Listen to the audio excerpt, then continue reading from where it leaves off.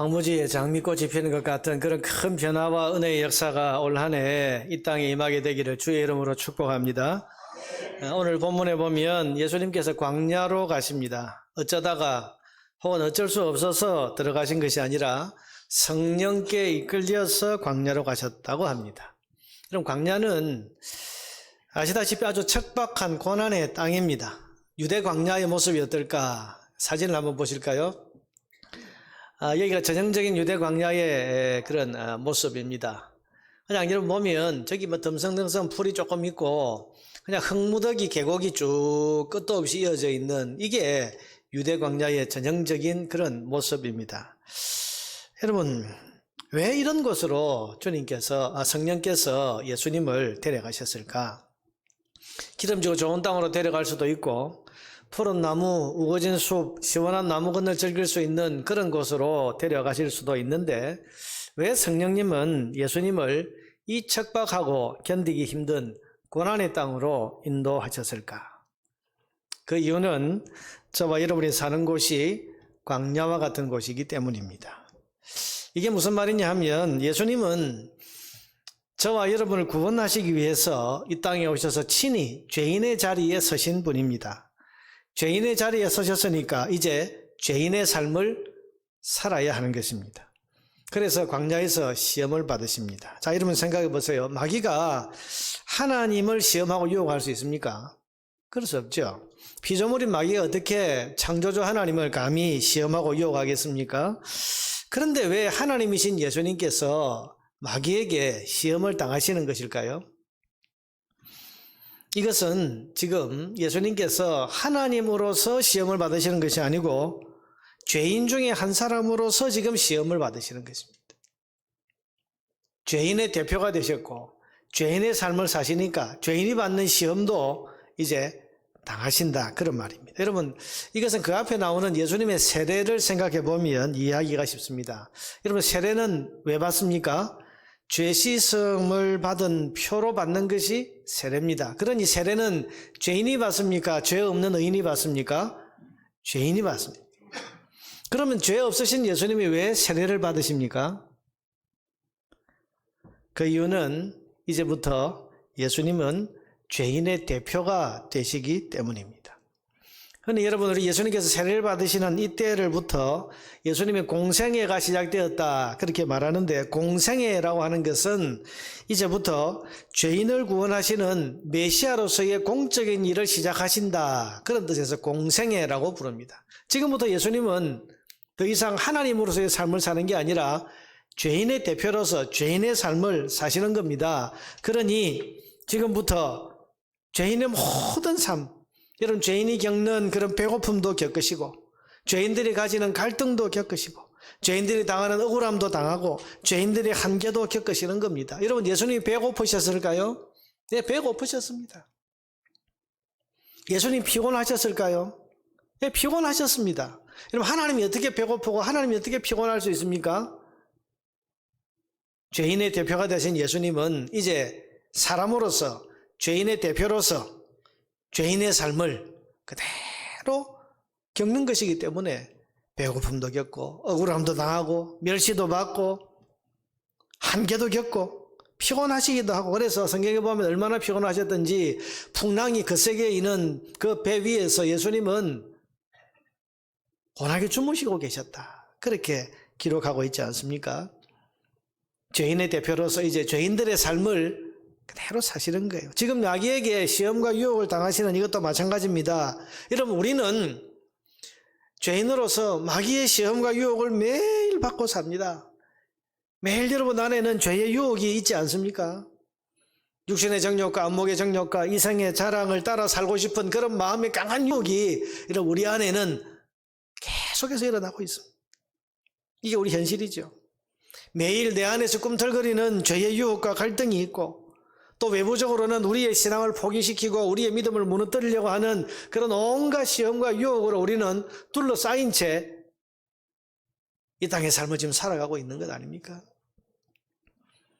예수님도 지금 우리와 똑같은 죄인의 삶, 그래서 예수님도 우리와 똑같은 이런 시험과 유혹을 받으시는 겁니다. 그리고 또 그렇게 받아야 하는 겁니다. 그래야 우리를 구원할 구세주가 되시지 않겠습니까?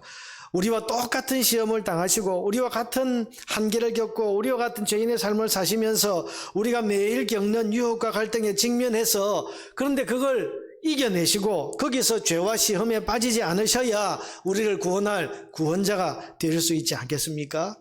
그래야 우리에게 너희는 죄를 이겨라, 유혹과 시험을 이겨라, 이렇게 말씀하실 수 있지 않겠습니까? 신학적으로 보면 이 예수님이 마귀에게 시험 받으시는 이 광야 사건은 첫사람 아담의 실패를 만회하는 사건입니다.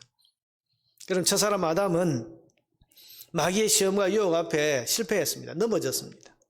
그것도 가장 좋은, 가장 완벽한 환경이 갖추어져 있는 에덴 동산에서 마귀의 시험을 받았는데 거기서 무너졌습니다. 실패했잖아요. 그런데 예수님은 우리를 구원하시기 위해서 그 아담의 실패를 만회하시는데 가장 열악하고 가장 나쁜 환경, 광야에서 마귀의 시험을 다 이겨내셨습니다. 그래서 예수님은 우리를 구원하실 구원자로서 충분한 분이시고 시험 당하는 우리를 능히 도우실 수 있는 그런 우리의 구세주가 되신 것입니다. 여러분, 히브리서 4장 15절에 보면 우리에게 있는 대제사장은 우리의 연약함을 동정하지 못하실 리가 아니요 모든 일이 우리와 똑같이 시험을 받으신 이로되, 우리와 똑같이 죄인으로서 시험을 받으셨습니다. 그런데 죄는 없으시니라. 똑같은 시험, 똑같은 유혹, 똑같은 한계를 겪으셨지만 예수님은 그 시험을 이기셨고 유혹을 물리치셨고 그 한계 가운데서도 승리하는 삶을 사셨다. 그렇게 선언하고 있습니다. 히브리서 2장 17절과 18절에 보면 그러므로 그가 범사에 형제들과 같이 되심이 마땅하도다. 우리와 똑같은 처지가 되시는 것이 마땅하다. 죄인의 대표로서 이는 하나님의 일에 자비하고 신실한 대제사장이 되어 백성의 죄를 속량하려 하심이라. 그가 시험을 받아 고난을 당하셨은즉 시험받는 자들을 능히 도우실 수 있느니라. 예수님은 우리와 똑같은 자리에서 우리가 당하는 똑같은 시험과 유혹을 받으시고 그것들을 다 이겨내심으로써 우리의 구원자가 되시고 또 시험 당하는 우리를 능히 도우실 수 있기 위해서 지금 광야로 마귀에게 시험받는 자리로 나아가신 것입니다. 이것이 오늘 예수님이 시험 받으시는 이유입니다. 사랑하는 여러분, 그러면서 오늘 우리는 시험을 이겨내신 이 예수님을 똑똑히 바라봐야 됩니다. 왜냐하면 오늘 우리에게는 불같은 시험과 유혹이 끊임없이 우리에게 다가오기 때문입니다. 이게 우리의 현실 아닙니까? 베드로전서 5장 8절에 보면 근신하라 깨어라 너희 대적 마귀가 우는 사자같이 두루다니며 삼킬 자를 찾고 있다. 우는 사자처럼 먹잇감을 찾고 있는 그 사자처럼 마귀가 우리를 집어삼키려고 시험과 유혹의 대상을 찾아서 지금도 계속 활동하고 있다는 거예요. 부지런히. 베드로전서 4장 12절에 보니까 사랑하는 자들아 너희를 연단하려고 하는 불시험을 이상한 일 당하는 것 같이 여기지 말라. 불같은 시험이라고 했습니다. 불같은 시험이 우리에게 있는 게 이상한 게 아니라는 거죠. 여러분, 우리가 이런 상황이 지금 직면해 있습니다. 지금 우리 한국교회 신자들은 코로나 바이러스 상황에서 불같은 시험을 지금 당하고 있습니다. 얼마나 그 시험의 불길이 강한지 어떤 사람들은 이 코로나 이후에 한국교회 신자가 절반으로 줄어들 거다 그렇게 말하는 사람도 있고, 또 어떤 사람은 한국에서 이제 기독교는 소수 종교로 전락하고 말 것이다 이렇게 말하는 사람까지도 있습니다. 여러분, 이것이 좀 지나친 말이라고 우리가 생각하지만 그러나 이런 시험을 지금 우리가 통과하고 있는 중입니다. 지금 예배를 온전하게 드리지 못한 이 상황이 너무 오래됐습니다.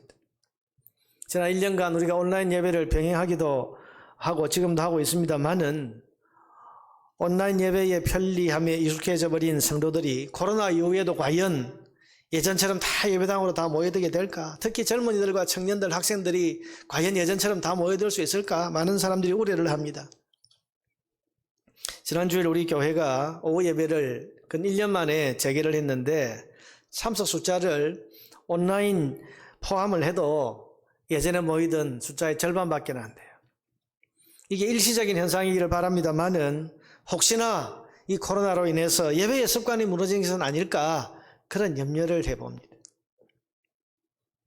여러분 지금 이 상황에서 우리가 1년 동안 제대로 지금 교회 생활을 제대로 하지 못하는 이 상황을 우리가 지나면서 과연 이 불같은 시험을 우리가 과연 통과해서 이전과 같이 아니 이전보다 더 나은 모습으로 과연 설 수 있을까?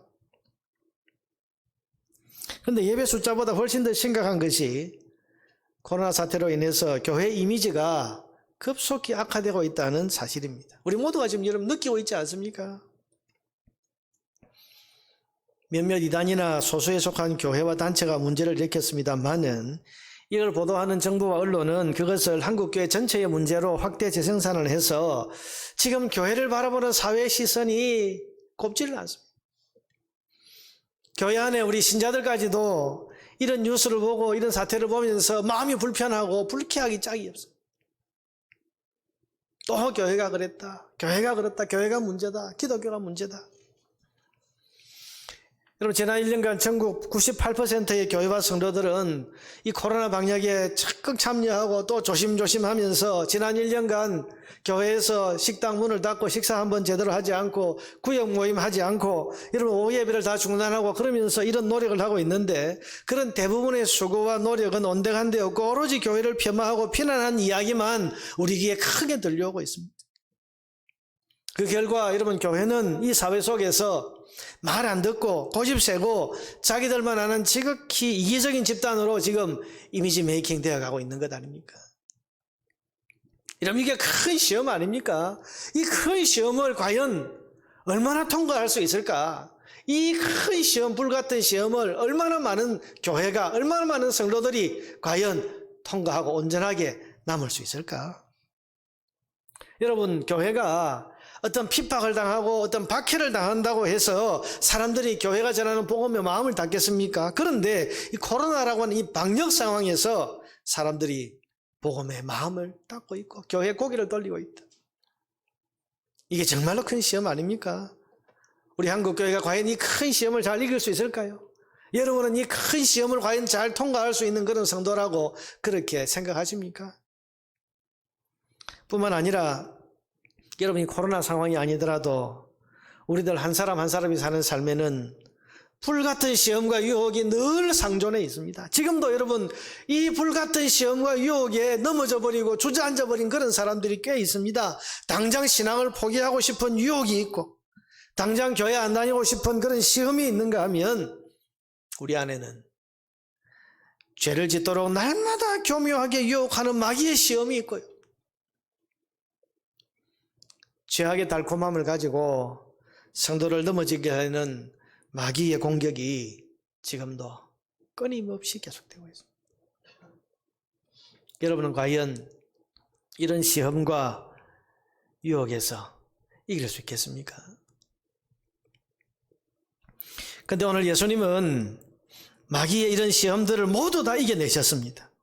마귀는 예수님을 시험하되 세 가지, 첫째는 먹고 사는 생존의 문제로 시험하고 또한 신앙의 이름으로 시험하고 또한 편안하게 살고 싶은 안이한 삶에 대한 유혹으로 예수님을 공격해 왔지만 예수님은 이 모든 시험을 이기고 다 물리치셨습니다. 이것은 에덴 동산에서 마귀에게 무너졌던 아담의 실패를 되풀이하지 않는 새로운 분, 우리의 구원자가 이 땅에 오셨다는 것을 우리에게 보여줍니다.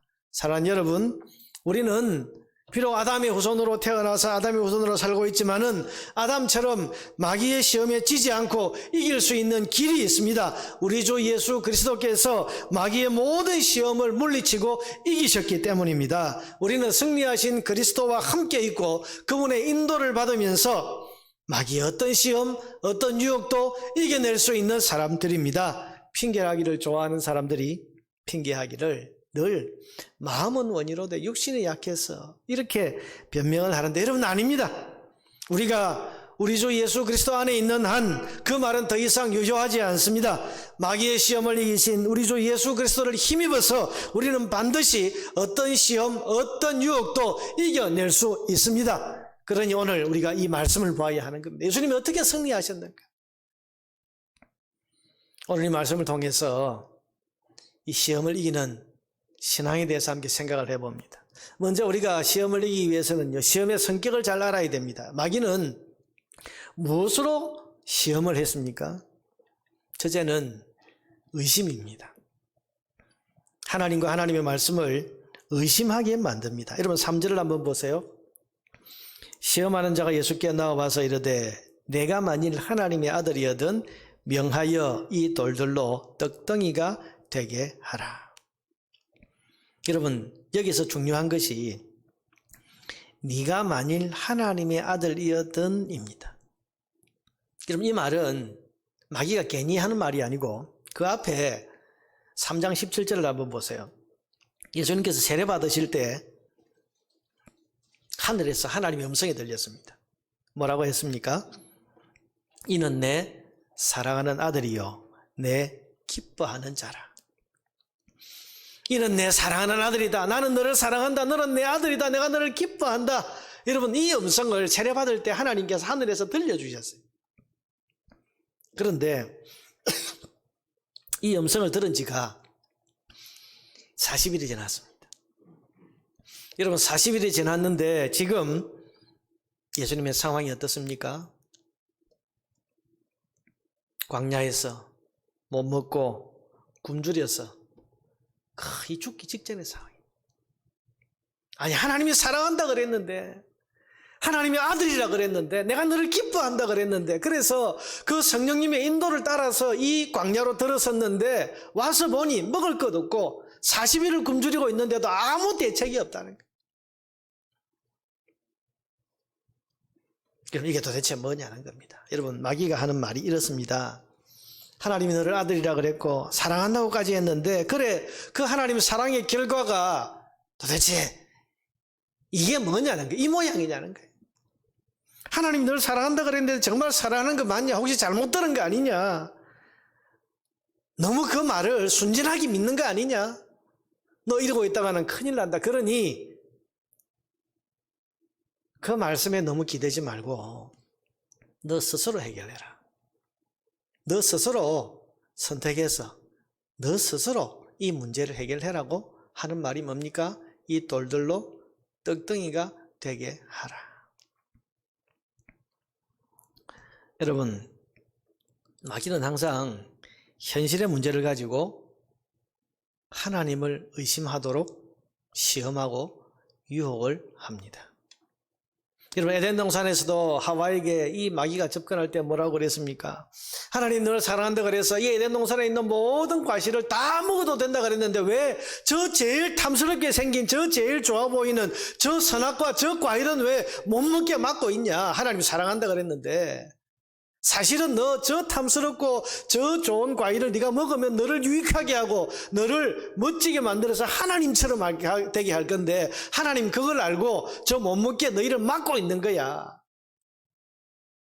그러니 하나님 그 말을 순전하게 다 믿으면 안 돼. 너도 생각할 수 있는 능력이 있으니 너가 보고 너가 판단하고 너가 스스로 선택해. 이게 사단의 유혹입니다. 하와는 그 말 앞에 무너지죠. 하나님 말씀, 저 선악과를 먹으면 정령 죽는다는 말씀을 그는 믿지 않고 자기가 눈으로 보고 판단해 보니까 보암직하고 먹음직하고 정말 지혜롭게 할 만큼 탐스러우니까 자기가 스스로 선택해서 결정해서 그걸 먹어버립니다. 결국 이게 하나님 의심하고 불신하고 불순종한 죄가 된 것입니다. 여러분 지금 마귀가 예수님을 시험하는 것도 꼭 마찬가지입니다. 하나님 너 사랑한다고 그랬는데 그 말을 너 믿냐? 그거 믿으면 너 아무 대책이 없는데 하나님 믿고 살다가 이 자리에서 죽으면 어떡하냐? 너 스스로 해결해라. 하나님 기다리지 말고 너 스스로 해결해. 네가 능력이 없나 실력이 없냐? 너 스스로 결정하고 너 스스로 해결하면 되는데 그러면서 이 돌들로 떡덩이가 되게 하라. 그게 현명한 거야. 이렇게 지금 시험하고 유혹을 하는 겁니다. 그럼 여기에 대한 예수님의 답이 뭡니까? 4절에 예수께서 대답하여 이르시되 기록되었으되 사람이 떡으로만 살 것이 아니요 하나님의 입으로부터 나오는 모든 말씀으로 살 것이라. 이 말씀은 나는 이 현실의 이 배고픈 문제 때문에 하나님의 사랑을 의심하지 않겠다는 것입니다. 하나님이 나를 사랑한다고 했으면 끝까지 나를 사랑하신다고 나는 믿는다. 내가 하나님의 아들이라고 하나님이 말씀하셨으면 끝까지 아버지로서 나를 지켜주실 것을 믿는다. 지금 이 광야에서 40일을 굶주리는 이런 현실을 내가 겪고 있지만은 나는 이 순간에도 하나님이 나를 사랑하는 내 아버지라고 하는 이 믿음을 버리지 않겠다는 것입니다. 여러분, 예수님의 이 말씀은요, 현실의 문제 때문에 하나님께 대한 믿음을 내가 저버리지 않겠다는 말입니다. 사랑하는 여러분, 우리 현실의 문제 때문에 믿음이 흔들리지 말아야 됩니다. 우리가 겪는 현실은 힘들고 어려울 수 있습니다. 광야 같은 삶을 지금 살아갈 수 있습니다. 그렇다고 해서 하나님이 우리를 사랑 안 하십니까? 그렇다고 해서 하나님이 우리를 버리십니까? 아니요. 이 시험을 우리가 통과해야 되는 거죠. 하나님 우리를 버리지 않으십니다. 하나님 우리 사랑하십니다. 하나님은 여러분을 사랑하십니다. 여러분, 십자가를 통해서 이미 완벽하게 그 사랑을 보여주셨지 않습니까? 여러분, 이걸 흔들리면 안 됩니다. 하나님은 우리가 푸른 초장을 거닐 때에도 사랑하시지만은 광야에 거친 삶을 살 때도 여전히 우리를 사랑하십니다. 여러분이 건강하고 부유하고 아무 근심이 없을 그때에도 여러분을 사랑하고 계시지만은 병들고 가난해지고 아주 힘겨운 삶을 살아가고 있을 때에도 여전히 하나님 여러분을 사랑하고 계십니다. 이 믿음이 흔들리지 말아야 됩니다. 여러분, 이게 시험이거든요. 11절을 보세요. 이 시험을 이기셨을 때 어떤 결과가 나타났습니까? 이에 마귀는 예수를 떠나고 천사들이 나와서 수종드니라. 여러분, 이 시험을 통과하셨을 때 믿음으로 하나님은 천사를 보내어서 지친 예수님을 돌보고 계시지 않습니까? 그러니 광야에서 40일을 굶주리는 현실이라고 해도 여기서 하나님을 의심하면 안 됩니다. 믿고 신뢰하면서 시험을 통과해야 됩니다. 그럴 때 우리는 천사를 보내어서 우리를 돌보시는 하나님의 은혜를 경험하게 될 것입니다. 이런 말씀에 대한 믿음이 의심의 시험을 이기게 하는 겁니다. 여러분, 현실의 문제가 우리의 믿음을 흔들어 놓으려고 할 때 계속 이렇게 하나님 믿고 살아도 되겠나? 이 어려운 현실 속에서 내가 계속 하나님께 대한 신앙을 내가 붙들고 있어야 되겠나? 여러분, 이럴 때 이게 시험이라는 것을 기억하고 이것을 내가 믿음으로 통과해야 한다고 여러분 그렇게 기억하면서 믿음으로 이 시험을 통과하면 천사를 보내어서 수종들게 하셨던 하나님께서 우리의 삶도 돌보고 회복시켜 주실 줄로 믿으시기를 바랍니다. 둘째로 마귀는 신앙의 이름으로 우리를 시험합니다. 6절을 보세요. 5절입니다. 이에 마귀가 예수를 거룩한 성으로 데려다가 성전 꼭대기에 세우고 이르되 네가 만일 하나님의 아들, 또 하나님의 아들이거든, 또 이걸 가지고 또 이제 문제를 삼습니다. 네가 만일 하나님의 아들이거든 이번에는 뛰어내리라. 왜? 기록되었으되 하면서 시편 말씀을 인용하는데요. 여러분, 이게 무슨 뜻인가 하면 예수님께서 마귀의 첫 번째 시험 앞에 나는 하나님 말씀 끝까지 믿는다, 나는 말씀으로 산다, 그렇게 했을 때 너 그렇게 하나님 말씀 믿냐? 그러면 정말 말씀대로 행하는지 한번 보자. 그러면서 시편에 그가 너를 위하여 그의 사자들을 명하시리니 그들이 손으로 너를 받들어 발이 돌에 부딪히지 않게 하리로다 하였느니라. 봐라, 시편에 발이 바위에 돌에 부딪히지 않도록 천사를 보내서 붙들어준다고 했으니까 그 말씀 믿고, 정말 말씀 믿는다면 그 말씀을 믿고 성전 꼭대기에서 뛰어내려 봐라. 하나님이 널 보호 안 하시겠나? 여러분, 이것은 신앙을 조롱하는 것입니다. 말씀을 믿는다 그러니까 너 정말 믿는다면 뛰어내릴 수 있냐? 여러분, 어떻게 보면 이 시편의 말씀에 근거해서 뛰어내리는 것이 믿음인 것처럼 보이기도 합니다. 성경에 약속했고 하나님이 날 사랑하니까 그거 믿고 뛰어내리면 반드시 붙들어 주실 거야. 이게 믿음인 것처럼 보입니다. 그런데 여러분, 이게 믿음이 아닙니다. 예수님이 이걸 뭐라고 말씀하십니까? 7절입니다. 예수께서 이르시되 또 기록되었으되 주 너희 하나님을 시험하지 말라 하였느니라. 이것은 하나님을 시험하는 거다. 믿음 아니다. 그렇게 지금 말씀하시죠. 아니, 성경에 있고 하나님이 나를 사랑하신다고 하는 걸 믿고 뛰어내리는데 이게 왜 믿음이지 하나님을 시험하는 겁니까? 여러분, 이게 믿음 아닙니다. 왜냐하면 여기에는 이유가 없기 때문입니다. 왜 뛰어내리죠? 뭐 때문에 성전 꼭대기에서 뛰어내립니까? 하나님의 영광을 위해서 뛰어내리는 겁니까? 여러분, 아무 까닭 없이 성전 꼭대기에서 뛰어내리는 것이 어떻게 하나님의 영광이 됩니까? 마귀는 지금 신앙의 이름을 가지고 하나님을 시험해보라고 지금 시험하라고 유혹을 하고 있는 겁니다. 정말 네가 뛰어내렸을 때 하나님이 지켜주는지 안 지켜주는지 너 확인해봐야 되지 않냐? 지켜준다는 그 말씀이 맞는지 안 맞는지 너 테스트해봐라. 자, 여러분, 이 믿음과 하나님 시험하는 것은 아주 이게 미묘한 차이가 있는데요. 만약에 여러분 어떤 큰 핍박을 받는 로마 시대나 혹은 또 이런 핍박의 시대에 핍박을 받는 성도가 믿음 지키려고 그래서 피해서 예배당으로 피해 들어갔습니다. 군인들이 쫓아오니까 저 성전 꼭대기 예배당 꼭대기로 올라갔다가 테라스에 매달려 있다가 거기서 떨어졌다고 합시다.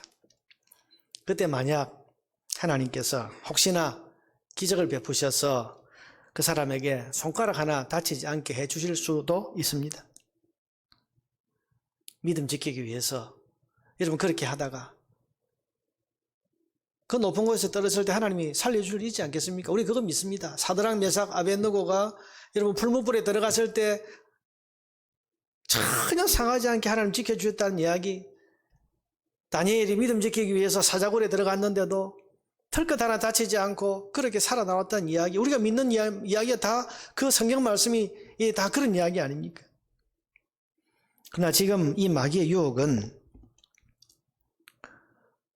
무모한 행동으로 자기 믿음을 과시하는 것, 또 그렇게 해서 하나님 말씀이 맞는지를 증명해 보려고 하는 것을 이야기하는 겁니다. 여러분, 이런 행동은 하나님을 시험하는 것입니다. 신앙의 이름으로 다가오는 이런 시험에 우리가 넘어져서는 안 됩니다. 코로나 바이러스가 창궐하고 있는 상황에서 하나님 나를 지켜주시니까 나는 괜찮아, 여러분 그러면서 마스크를 벗고 다니는 것이 과연 바른 믿음일까? 우리는 괜찮아, 우리는 하나님 지켜주시는 사람이기 때문에 마스크 안 쓰고 거리두기 안 하고 그렇게 아무리 많이 모여도 우리는 괜찮아 하는 것이 과연 좋은 믿음일까요? 아니요. 이건 하나님을 시험하는 것입니다. 교회가 코로나 바이러스 감염을 막기 위해서 손소독을 하고 열 체크를 하고 교회에서 식당 문을 닫고 식사를 안 하고 하는 이 모든 교회의 조치들은 믿음이 없어서 그러는 게 아닙니다. 그건 우리가 얼마든지 감수할 수 있는 수고이기 때문에 그렇게 하는 겁니다. 그러나 여러분, 만약에 또 이것도 만약입니다. 소독제도 없고 마스크도 없는 열악한 선교지에서 코로나로 쓰러진 환자를 급히 병원으로 옮겨야 되는데 아무도 가까이 하지 않고 있습니다. 이럴 때 한 선교사가 자기가 코로나에 걸릴 그런 각오를 하고 이 환자를 등에 업고 병원으로 달려갔는데 하나님께서 이 선교사를 코로나에 안 걸리게 해주셨다. 저는 그럴 수는 있다고 봅니다. 왜? 목적이 선하고 정당하기 때문에. 그러나 단지 내 믿음을 과시하려는 것이거나 그렇게 해서 내가 하나님을 증명해 보이겠다고 하는 이런 것은 하나님을 시험하는 것에 불과합니다.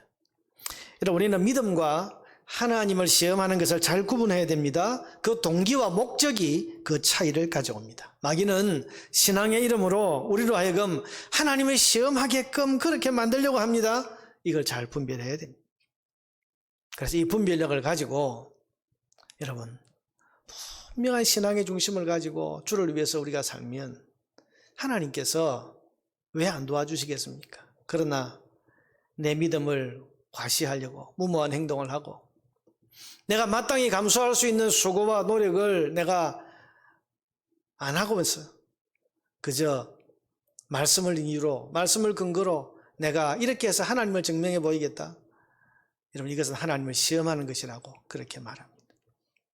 여러분, 이 코로나 상황에서 혹은 또 우리가 겪는 삶의 여러 가지 불같은 시험 속에서 우리는 분별력을 가지고 지혜 있게 그렇게 믿음의 행동을 할 수 있어야 돼요.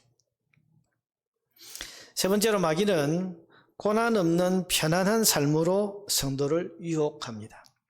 9절에 보면 마귀가 예수님 눈앞에 천하만국과 영광을 보여주면서 내 앞에 절을 하면 천하만국을 너에게 주겠다 그렇게 말합니다. 여러분, 이게 예수님께 시험이 될까요? 아무리 영광이 좋은 것이지만은 예수님에게 마귀에게 절하면 그렇게 하게. 여러분, 예수님 마귀에게 절을 하겠습니까? 이게 무슨 유혹이 됩니까? 근데 여러분, 사실은 이게 큰 유혹입니다.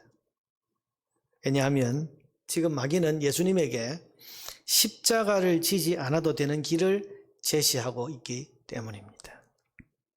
예수님이 이 땅에 오신 것은 십자가와 당신의 대속의 죽음을 통해서 마귀가 가로채고 있는 세상 나라의 권세와 영광을 얻으시려는 것입니다. 이게 성부 하나님의 뜻입니다. 죽기 위해서, 십자가의 대속의 죽음을 죽기 위해서 이 땅에 오신 분이 주님 아니십니까? 그런데 마귀가 선뜻 네가 그 십자가를 지지 않아도 세상 나라의 권세를 순순히 내어주겠다는 겁니다. 여러분, 이게 얼마나 큰 유혹입니까? 예수님께 고난당하지 않아도 됩니다. 핍박과 매질과 가시관을 쓰지 않아도 됩니다. 십자가에 못 박히지 않아도 되고 하나님께 버림받고 지옥의 고통을 당하지 않아도 되는 일입니다. 절 한번 하면, 눈 딱 한번 감고 마귀를 찬양하고 무릎을 꿇으면 편안하게 세상 나라의 영광 얻을 수 있다는 겁니다. 그럼 이게 유혹입니다. 십자가 얘기를 피하라고 하는 유혹인 것입니다. 사랑하는 성도 여러분, 마귀는 이렇게 편안함을 가지고 성도를 유혹합니다. 십자가의 길을 굳이 가지 않아도 하늘 영광을 얻을 수 있다, 그렇게 속삭입니다. 굳이 힘들게 신앙생활을 하지 않아도 된다고 그럽니다. 굳이 말씀 지킨다고 눈치 보며 안 살아도 천국 가고 예수 믿는데 아무 지장이 없다, 그렇게 속삭입니다. 골치 아프게 무슨 교회 직분이고 사명이고 힘들게 고생하면서 욕먹어가면서 교회 생활 안 해도 얼마든지 마음 편하게, 몸도 편안하게 교회 신자로 살아갈 길이 얼마든지 있다고 그렇게 말을 합니다. 그래서 이 유혹에 넘어간 사람들이 예배가 소홀해집니다. 기도 생활이 약해집니다. 말씀 읽고 찬양하는 경건 생활이 중단됩니다. 직분, 사명, 저 멀리 모른 채 해버리고 이름만 걸고 교회 다니는 것을 아주 지혜롭고 편안한 것으로 생각을 합니다. 직분 그거 안 하면 그만이지, 사명 그거 다른 사람 하면 그만이지, 꼭 내가 해야 되냐?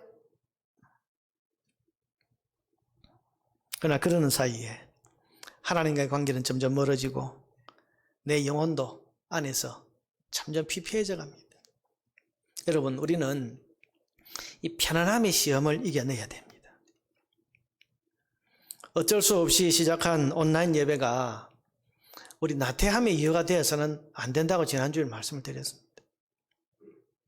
여러분, 온라인 예배를 정말 들을 수밖에 없는 사람들이 있죠. 아까도 우리 장로님 기도하셨지만 이 예배당에 출입조차 할 수 없는 몸이 불편하신 분들이 그래도 여러분 온라인으로 우리 본교의 영상을 보면서 실시간으로 예배를 드리니까 그래도 내가 예배를 드릴 수 있다는 것이 얼마나 감사해요. 여러분, 어쩔 수 없는 상황에서 그야말로 제한적으로 이것이 꼭 필요한 분들이 있습니다. 그러나 얼마든지 예배당에 나와서 하나님을 예배하고 찬양할 수 있는데도 불구하고 편리함과 편안함을 이유로 온라인 예배가 여러분 그렇게 이용이 된다면 이건 내가 지금 편안함의 유혹에 넘어가는 것 아닐까요? 지금 코로나로 인해서 교회 봉사, 직분을 수행하는 거, 여러 가지 성도들을 섬기고 봉사하는 것이 지금 1년 동안 다 중단이 되어 있습니다. 그런데 이걸 당연하게 여기고 이 편안함에 익숙해져서 계속 가다가는 이런 마귀의 시험을 우리가 통과할 수가 없습니다. 여러분, 수고할 건 해야 되고 고생할 건 해야 하고 신앙생활에 대한 대가를 치러야 하는 것은 기꺼이 그 대가를 치러야 되고 우리가 말씀대로 살기 위해서 겪어야 되는 그런 고난과 고통과 어려움들은 기꺼이 그 대가를 지불해야 되는 겁니다. 그래야 우리가 참 신앙의 열매를 거둘 수가 있습니다. 피곤하고 불편하다고 예배를 생략하고 얻은 편안함을 가지고 집에서 하는 일이 TV 채널을 이리저리 돌리고 유튜브 영상물을 이리저리 보면서 즐기는 것이라면 여러분, 그 편안함은 마귀에게 절하고 얻는 편안함이라고 밖에는 달리 말할 길이 없는 것입니다. 이런 편안함을 가지고 십자가의 길을 방해하는 마귀의 유혹을 물리칠 수 있기를 바랍니다. 주님 말씀입니다. 10절에 보니까 이에 예수께서 말씀하시되 사탄아 물러가라, 기록되었으되 주 너의 하나님께 경배하고 다만 그를 섬기라 하였느니라. 우리는 편안함을 위해서 부름받은 사람들이 아닙니다. 하나님을 섬기기 위해서 부름받은 사람들입니다. 그러니 편안함의 유혹을 이기고 하나님 섬기고 하나님의 뜻을 이루는 일에 우리의 몸과 마음을 들여야 됩니다. 신앙의 길은 좁은 길이라고 하셨습니다.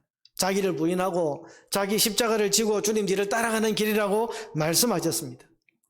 사랑하는 여러분, 시험과 유혹을 이기는 성도들이 되시기를 바랍니다. 에덴 동산에서부터 마귀는 지금까지 성도를 시험하고 유혹하는 이 일을 계속해서 해오고 있습니다. 하와를 유혹하고 예수님을 시험했던 이 사단은, 마귀는 지금도 오늘 이 상황에서 저와 여러분의 삶의 한가운데 와서 여전히 우리를 흔들어 놓으려고 하고 우리를 유혹하고 시험에 걸려 넘어지게 하려고 하고 있습니다. 이런 마귀의 일을 분별하고 예수님이 이기신 이 길을 따라서 모든 시험과 유혹을 잘 이겨내어서 결국은 주님 주시는 승리의 면류관을 쓸 수 있게 되는 주의 백성들 되기를 주님의 이름으로 축복합니다. 342장 찬송합시다. 342장입니다.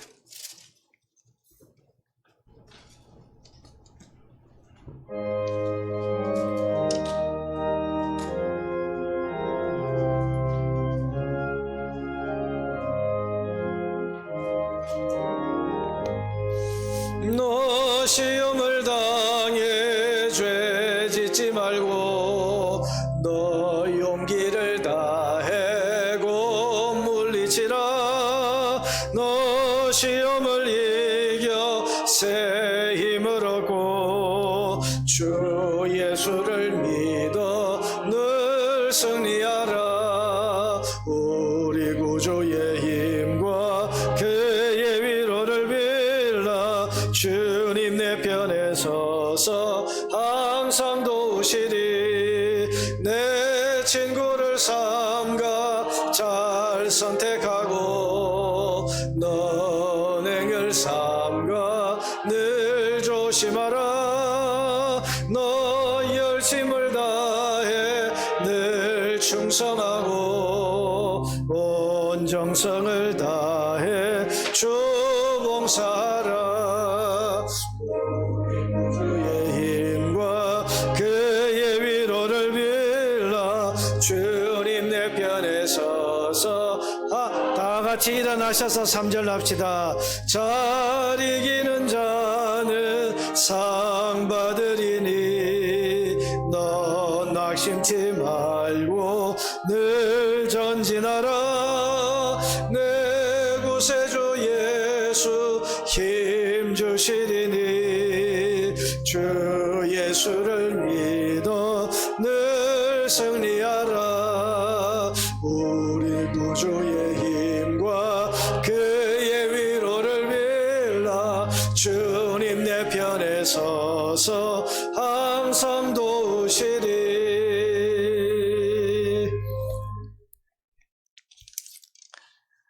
기도하겠습니다. 살아계신 하나님, 우리에게 다가오는 불같은 시험을 주님처럼 물리치고 이길 수 있게 하여 주시옵소서.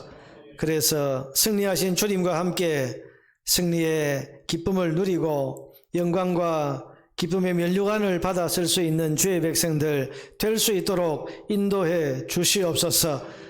사회적으로 또한 우리 개인적으로 사단은 끊임없이 우는 사자처럼 두루다니며 시험과 유혹으로 넘어뜨리려고 하지만은 우리에게 분별력을 주셔서 이것을 잘 분별하게 하시고 이것이 사단의 시험과 유혹인 것을 깨닫고 이 시험과 유혹에 절대로 넘어지거나 실패하지 아니하도록 마음과 각오와 결심을 새롭게 하고 주님을 힘입어서 이 모든 시험의 과정들을 넉넉히 통과하고 그래서 주께 영광 돌리는 주의 백성들 되게 하여 주시옵소서. 코로나라고 하는 어려운 상황 속에서 한국교회가 큰 불시험의 그런 관문을 통과하고 있습니다만은 성령으로 충만케 하시고 믿음과 하나님 말씀으로 더욱더 견고하게 붙들 수 있도록 도와주셔서 하나님 한국교회가 이 시험을 잘 통과하고 정금같이 빛나는 모습으로 우뚝 서기에 부족함이 없도록 역사하여 주시옵소서. 이 시간 하나님 앞에 예배하면서 귀한 예물을 올려드립니다. 특별히 신정희 집사님 장례식을 마치고 주님 품 안에서 참된 안식과 영생 얻은 것을 감사하면서 드리는 남편 이영웅 집사님의 이 예물을 받아주시고 하나님 그 마음을 위로해 주시며 그 삶의 이 믿음이 끝까지 견고하게 흔들리지 아니하도록 은총을 베풀어 주시옵소서. 11조와 감사헌금과 주일헌금, 선교헌금, 구제헌금 드리는 모든 성도들 믿음과 감사의 마음과 신앙 고백으로 드렸사오니 받으시고 흠양하시고 영광받아 주시옵소서. 이 한 주간 우리 성도들 삶을 주께서 지키시고 돌보시고 인도해 주시고 영육간에 필요한 모든 것으로 공급하여 주시옵소서. 주 예수 그리스도의 은혜와 하나님의 사랑과 성령님의 충만하심과 교통하심과 위로하심이 시험을 이기고 승리하여 정금같이 빛나는 모습으로 주께 영광 돌리기를 소원하고 다짐하는 모든 주의 백성들 머리 위에 지금부터 영원토록 함께 있을지어다. 아멘.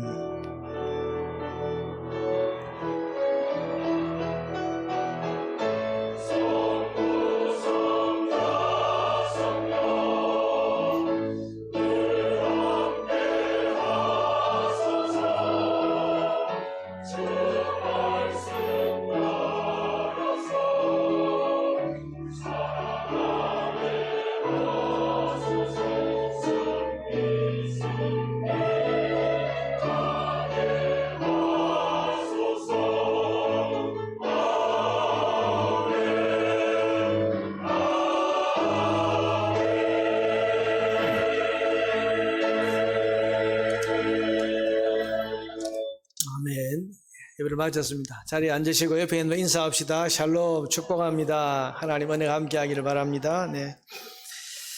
예, 우리 이영웅 집사님, 신정희 집사님 장례식 이후에 오늘 예배 참석하셨습니다. 앞자리에 계신데 한번 일어나 주시겠습니까? 이런 위로와의 마음을 담아서 한번 박수해 주시기 바랍니다. 네. 힘내시고 소망 가운데 믿음 가운데 사시기를 바랍니다. 감사합니다. 네. 광고 말씀 드리겠습니다. 하나님께 더 가까이 나아가기 위한 신약 성경 통독회가 지난주부터 계속되고 있습니다. 한 주간 지났는데 우리 통계를 보니까 많은 분들이 여기에 참여하고 있어서 참 마음이 기쁩니다. 한 달 동안 신약 성경 전체를 우리 성도들이 다 읽어서 말씀 속에 주신 하나님 은혜를 받고 또 세미한 하나님의 음성을 듣고 또 온전한 신앙 또 경건생활 해나갈 수 있는 그런 기회가 되었으면 좋겠습니다. 개인별로 구역별로 서로 격려하고 또 응원하면서 그렇게 함께 나갔으면 좋겠습니다. 우리 구역장님들은 구역 공가를 사무실에서 수령해 가시기를 바랍니다. 김삼복 집사님, 안명옥 집사님 가정이 대산면으로 이사를 했습니다. 집을 지어서 이사를 했고 김종호 비 집사님, 이지연 집사님 월영동으로 이사를 했습니다. 서상인 집사님 얼마 전에 교회 나오다가 좀 다치셔가지고 지금 병원에 입원해 있습니다. 위에서 기도해 주시기를 바랍니다. 우리 축복하고 폐회합시다.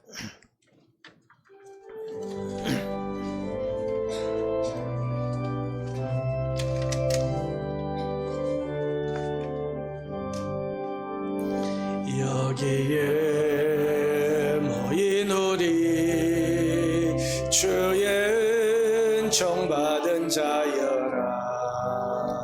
주께서 이 자리에 함께 계심을 아노라. 언제나 주님만을 찬양하며 따라가리니 시험을 당할 때도 함께 계심을 믿노라. 다 같이 일어나셔서 모두를 축복합시다. 이 믿음 더욱 굳세라.